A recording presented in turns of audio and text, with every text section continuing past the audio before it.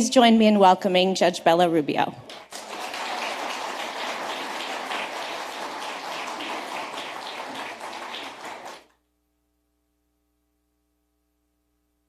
Good morning.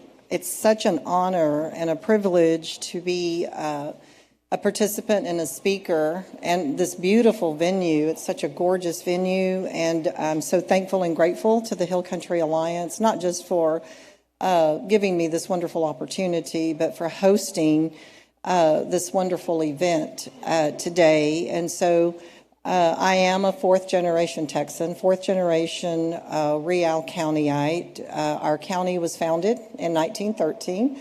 My family moved there in the 1890s into the portion Real County was derived from three other counties, Bandera, Kerr, and Edwards. And so my family kind of was in the Bandera portion, southern part of Real County. And so it is such a privilege and honor for me to have been elected as the first female county judge and first Hispanic of Real County. And so I'm very grateful that the voters of Real County have entrusted me with this position. And I'm hoping that I've been a good steward, not just of their taxpayers' money, but also of the land that encompasses Real County. We are about 700 square miles. We have two beautiful rivers, the Frio and the Nueces. And I see one of our wonderful Real County residents, Amanda Griffin. She does anything and everything she can to keep our rivers pristine. She is part of what we call Keep It Real Beautiful, or Keep It Real, Keep Real Real Beautiful. And we're so grateful for everything she does for Real County. Thank you, Amanda. Next to her, of course, is Dana Williams, who I know our kids in our cell phone put ICE, so in case of an emergency, Dana is my ICE. She is employed by the H.E.B. Butt Foundation. And she is always just a phone call away. And so I am so grateful and thankful for the H.E.B. Foundation partnership. And we're so blessed and honored to have a beautiful camp, the H.E.B. Foundation camp, which if you haven't been there, you're missing out on a great opportunity. You drive through the river and it's just, they host wonderful seminars, and I've been a part of that with my children through 4-H camps, and it's just a wonderful place. And we also have two other great camps. We have Camp Eagle that's on the headwaters of the Nueces, and it's a beautiful place too. The Nueces, that portion is a blue river. It looks like an ocean. It's just beautiful. And then we have a church camp, Alto Frio, that just celebrated 100 years. That's the oldest church camp in the state of Texas. So I'm just so honored that I can be a part in the leadership role of Real County. And so, as I said, we have two beautiful rivers. Of course, the drought has impacted that as well, but we have received some rain on the Nueces. And we have great programs to try to keep our rivers clean. I also know when I first became county judge, I came very well acquainted with Melissa Parker from Texas Parks and Wildlife. I hope she's here today. I saw her on the program. She's also been great to partner with. While everybody's passionate about the Frio and the Nueces, we still have some that like to dig in the river and think I need to make my swimming hole deeper. But at the same time, we also have another half that, of course, wants to preserve the growth in the river as well, the beautiful cypress trees and the sycamores that we're so blessed with in the hill country. And so I know one of the things they asked me to speak on today was some of the challenges that rural counties face, and I'm sure parts of urban counties do as well.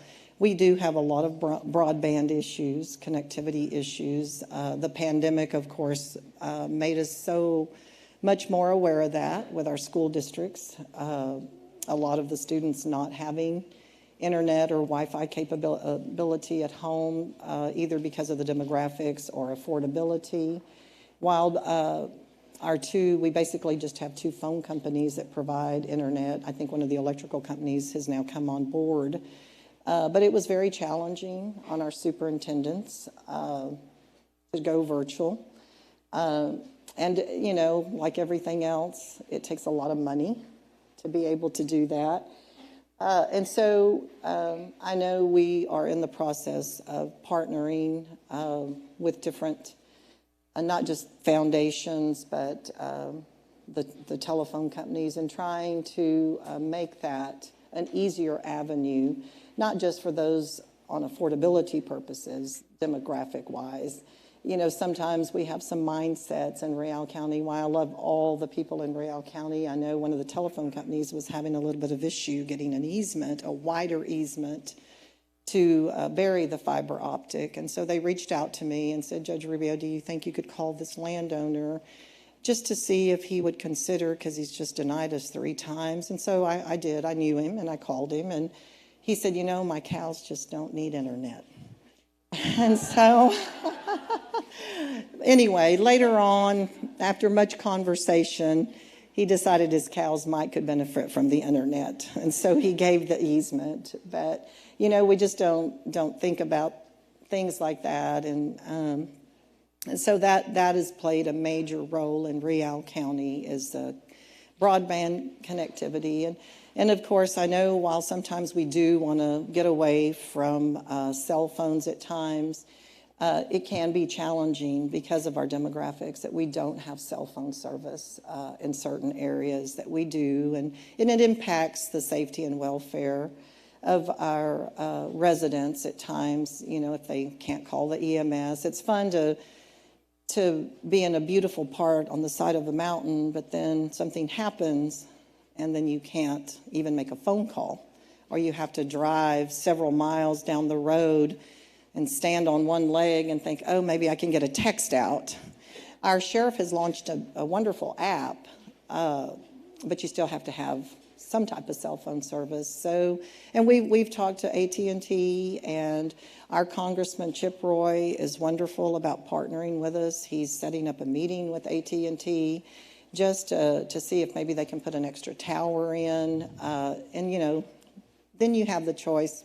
If I want to turn my cell phone off, I will. But if I want to turn it back on in case of an emergency, then I have that capability as well. So that's been challenging over the years, to not be able to have cell phone service in every area and portion of Real County. And then with all that comes sometimes radio inoperability for our law enforcement. And I know the surrounding counties have, which is Kerr, Edwards, even Uvalde has had some issues with that. And we are partnering with the counties, trying to work on radio inoperability, as I said, for the protection and welfare of our citizens. And it takes a big partnership, and it takes a lot of voices. And just like, the Conservancy area,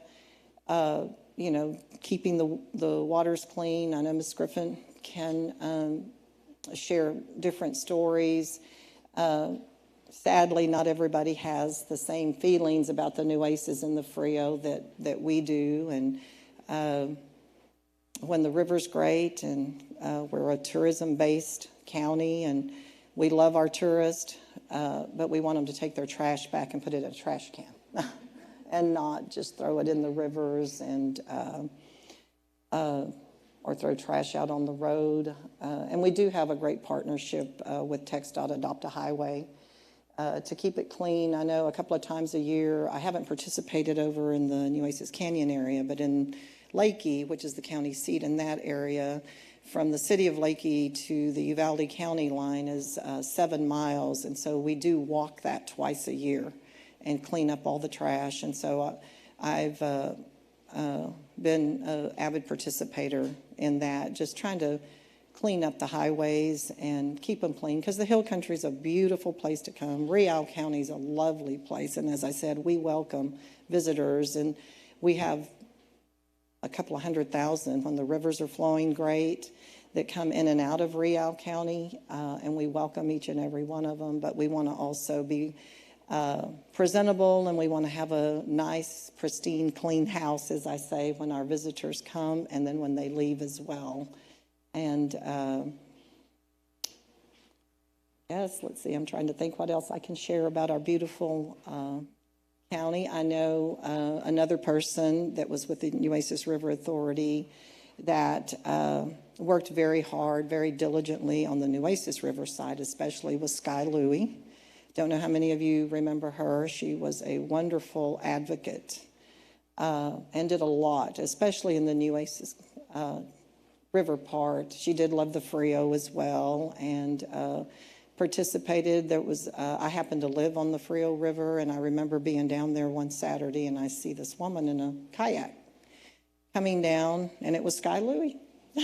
And so she was just checking out the river, checking out the cypress trees and the sycamores, and so we had a nice little visit on a Saturday on the Frio, on the banks of the Frio River. And I know her legacy is being carried on by her family. I don't have a green thumb, but there's a lady in Lakey that has started a community garden. So I'm hoping to work my way over there and work in the garden. I know the HEB Foundation wants to start home gardens. And so I'm hoping our schools will partnership with that. We are getting a new county agent, and so I'm hoping her horticulture experience will expand on that. I think both our schools are basically pre-K through 12th, and we do have a charter school that's located in the beautiful part of Real County it's the Ed Breen Charter School. It's on the Big Springs Ranch. So I'm really hoping that there can be some home gardening, home canning of foods, and I think so many times because of technology, our children lose their heritage on what, especially Real County was founded on, which was an agriculture county. It was founded on gardens and ranching and farming, and so many times those things are just left behind because we'd rather have our kids on an iPad or on their cell phones, and they've just forgotten about not just nature in itself, but taking care of nature. And so I hope to partner with the schools in getting some of those projects off the ground.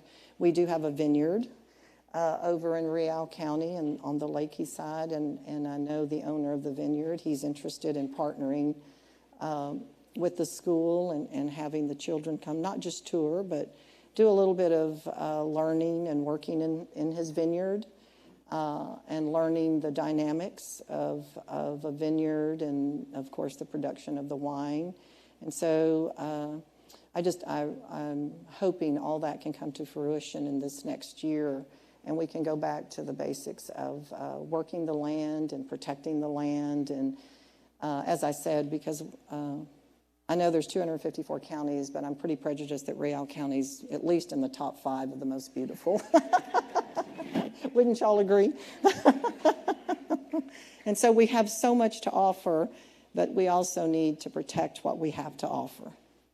And so trying to think what else we have to offer. So we've got some businesses flourishing that are trying to keep the nostalgia going for Real County. I know we have 2 incorporated cities, the county seat Lakey, the other one is the city of Campwood, and I try to go over there every week, if not twice a week. And I enjoy stopping by the old-fashioned soda fountain that has a jukebox. They make a great cherry lime Coke Zero if you're ever in Campwood, Texas. They have a mission. We have a mission over there that the Historical Commission has worked very hard to rebuild. And just a little bit of trivia, there's a little city park, and it's called Lindbergh Park because Charles Lindbergh crashed there a long, long time ago. And so they named it Lindbergh Park. And we have a lady that did some sculptures that are in the park. And she did a great, great job. So, for a long time, I felt like even though the tourist industry didn't start till probably about 25 years ago, we had Garner State Park, which is in the neighboring county. And forever they never knew that there was life after Garner, that Real County existed. But once the cabin industry and tourism started, then it kind of started all in Lakey. And then the Nueces River remained really hidden for a while. And then now that area has been well-founded as well. And so we have so much to offer. So if you're ever in the area, it's about a 3-hour jaunt from here. But one of the things that we're hoping that you will come and visit, that we're preparing for, and Ms. Griffin is working very diligently and hard with that, is the eclipse. We're going to be in the cross arrows of the eclipse, and so we're trying to prepare, of course, because, of course, we want to open our doors and welcome each and every one of you to enjoy that, but we also want to be able to be the great host and hostesses and serve y'all up really well when y'all do come for that. And so I think, for a while we weren't understanding the dynamics of it, but I am grateful that Ms. Griffin holds meetings, and I attended a short meeting not long ago, and I think everybody, the surrounding counties, are preparing for that as well. But I look so forward to that eclipse. I know there's going to be a couple of them. And before we know it, they're going to be here. And like I said, I want to invite each and every one of you to maybe take a front row seat in Real County. I know Bandera County is preparing for it as well. But I think it's going to be a great opportunity for everyone to come visit Real County, but also just a great event. I mean, how many times does eclipse like that happen? And so we do have also some people that are very active in the night skies. And I know we have an organization called Festivity of Lights that loves to light up our courthouse lawn at Christmas, but they work very closely with Patty Bergstresser and some other ladies and gentlemen to make sure that the lights aren't hindering the night sky lights. And I think there's an event coming, or was it just Friday, this past Friday? I hope y'all had a great turnout. I was not available to attend, and I'm sorry for that. But I know years ago, Alto Frio Baptist Encampment used to bring a group of people up that had the big telescopes, and a lot of people enjoyed that. And I'm just really hoping, though, that we can really get our foot in the doors of the schools and start with the small children and just show them the importance of the night skies and the eclipse that's coming. Nature offers so much. Creation offers us so much. But we do have to be good stewards. God requires us to be good stewards of all his creation. And so I'm grateful and thankful as county judge that I have a group of people that take the lead in that, and I just follow. And so, Ms. Griffin, just please tell me where to stand and what to do, and I'll just follow your lead along with Ms. Williams. And so I'm very grateful for that. So with that, does anybody have any questions?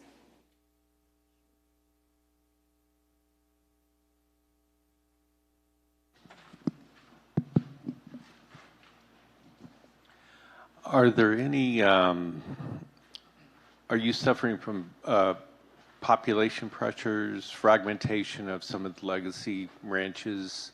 Has that gone your way? I mean, I think there's so much, with remote work, I think there's a lot of, depopulation from, not depopulation, but, getting out of the urban areas. So, of course, with the pandemic, so we do have a lot of second home landowners in Real County. And, of course, with the pandemic, a lot of people did come to their homes because they could work remotely. Plus, really, our cabin industry during the pandemic did not suffer because so many people were trying to remove themselves from the more populated area. Now, according to the census, our population has gone down from 3,300 to 2,785, which we're not sure how that happened because we know there's growth. But a lot of people moved to Real County. And the reason I know that is because our county roads, of course, some of them are great like that, and some of them are creek beds, and all of a sudden people now live there. And so I get a phone call, hey, I live here now. And it's sure difficult to drive my Toyota hybrid Camry down your county road. So I know several people have moved. And as far as legacy ranches, there are still about 5 or 6 huge ranches that are still in operation. Some of the smaller ranches, of course, when the parents or grandparents have passed away and their children or grandchildren are left to inherit it, and they have their businesses in Houston, Dallas, San Antonio, they're not interested in moving or trying to operate a ranch from distance. So sadly, some of those have been subdivided. But we do still have several huge ranches. One of the ranches is located on Highway 41, Texas Highway 41 in Real County, Greenwood Valley Ranch, and it's 15,000 acres, and they are very much intact, and they tell me they're going to stay intact. And so we have another huge ranch that's like 10,000 acres, the Parade Ranch. One of the owners owns the Spurs, so I think he likes to bring the Spurs out there. I don't know if I'm supposed to say that, but don't everybody run out to the Parade Ranch. But anyway, so and that has been a part of Real County since like 1938. The Ald Ranch, which is 1/3 of Real County, it's still, and 3 heirs own it, a brother and 2 sisters, but they're still very much intact and want to keep that legacy going. So we're still holding on to, like I said, 3 to 5 huge ranches. So next question. Oh, hello. Sorry. Judge Rubio, I'm going to cite the State of the Hill Country report. Okay. And Real County is 95% undeveloped, 1% developed, and 4% conserved. Have the county commissioners taken any steps to either incentivize land conservation or budget for land acquisition for the purpose of conservation? So we have not thought about any land acquisition. And of course, we're very much, of course, into private property rights. But at the same time, we don't want the pristine river wrecked or things like that. But as far as conservation, I really believe that the majority of the people that own along the river or the pristine areas of our county, that they do their part to conserve. I don't think some of the ranchers and things, they're not ready to do conservation easements or anything like that. You have some people that just say, oh, I'm not going to let the government tell me what to do on my own property because maybe they don't totally understand conservation easements or something like that. But I think they are very well aware about taking care of their natural resources. But we as a whole, as Commissioners Court, have not jumped out and taken a big stand on that. We just kind of hope that the landowners will take care of their own property. Any other questions? Yes, ma'am. Okay, it's on now. So I was just wondering if you can talk as a county judge. Are there any limits in authority that you've experienced that presents hurdles to keeping Real a county that really centers its natural assets? And yeah, if you can speak about that limits of authority for counties. Okay, well, Texas Parks and Wildlife, of course, governs the waters. And so sometimes that's challenging because when we do have landowners that own on both sides of the river and they don't want anybody swimming in their swimming hole or, things like that. Melissa Parker, as I said, has been a great resource. Our game warden works very close with me when there's issues. I think the biggest challenge is how far do private property rights go when it does come to rivers and people enjoying the river, and maybe misconceptions of trespassing and things like that. So that is challenging. All the barbed wire gaps are down now. That, you know, when people used to own, or they still own both sides, property on both sides of the river, and they let their, of course, have cows for agricultural purposes, they used to put barbed wire water gaps across the river. And so then people come in tube, and then there's barbed wire fence. So, I mean, I grew up with that, you know, even myself tubing down the river, and you just go, you know, okay. But I think that Texas Parks and Wildlife has done a great job in educating and partnering with landowners, the bigger landowners that thought it's okay to put barbed wire. And then, you know, sometimes people put barbed wire that own maybe to the waters, and because they get tired of the abuse of people getting out of the river and putting trash on their property. So that can be challenging at times, but, you know, my philosophy is when I work with the state legislatures is let's try to educate before we just have to legislate. Over here. Oh, there you are. Okay. Larry Son from Comal County, we have had a drop in our water table of 10 feet since the 1st of January of this year. And I was wondering how, you are also in the Trinity, you're at the Yes. western edge. And I was wondering what the water status is in your county and what you see it being off into the future. Well, of course, with growth comes more water wells, and with subdivisions comes more water well and water well usage.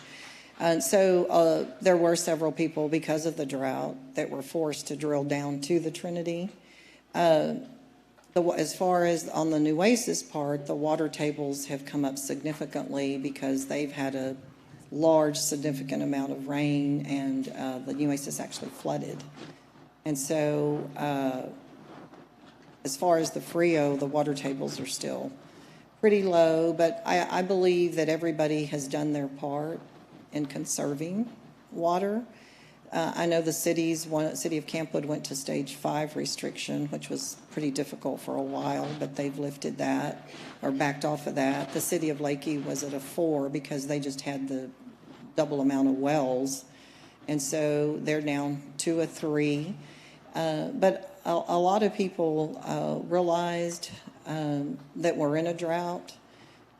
They were really proactive, I feel, in conserving water as a county as a whole. Thanks. We have time for one more question. Okay. Thank you. I'm Carol Patterson from Bexar County, and thank you very much for being here and sharing your perspectives and your wisdom with us. And I would like to say that we are all already bound together in a way that we may not have realized, in that 80% of the recharge of the Edwards Aquifer comes from the contributing zone of the Edwards and the 9 major rivers across the region all originate in the contributing zone. And what I'm worried about, I see the development occurring and the water levels drop. I couldn't stay at the guest house I was planning to stay at last night because their well at 640 feet into the Trinity has dried up. And so I think the stewardship that is possible is we're just beginning to be aware of what the soil treatment can do for us. That there's a farmer in North Dakota who took his soil from half an inch of infiltration an hour to over 30 inches an hour. And that we have the opportunity right now for a collaboration across the region, if we can realize it, that is in everybody's benefit. It's for the people of San Antonio who depend on you Water. and water, the people in the Guadalupe River who depend on the aquifer to feed their water, the people in the lower Nueces and Corpus Christi. All of us are bound by this. And I'm wondering if you think it's possible that we could have a regional collaboration to enhance the soil, to absorb the water instead of, quote, good drainage with development that gets rid of it. Well, that's definitely a great idea. Yes, definitely, definitely. And it just goes back to, as I said, I feel strongly about trying to educate before it has to be like educate before legislate. And this has been a wonderful opportunity. One of the things that I try so hard to do is in my office, I have an open door policy, and my father, who's passed away 6 years ago, said, always remember every person you encounter, doesn't matter what place they are in their life, is an opportunity to learn and grow and help. And so thank you so much, Hill Country Alliance, and thank you for hosting this, and for Jester King, and for each and every one of you that are here today participating. This has been awesome. Thank you.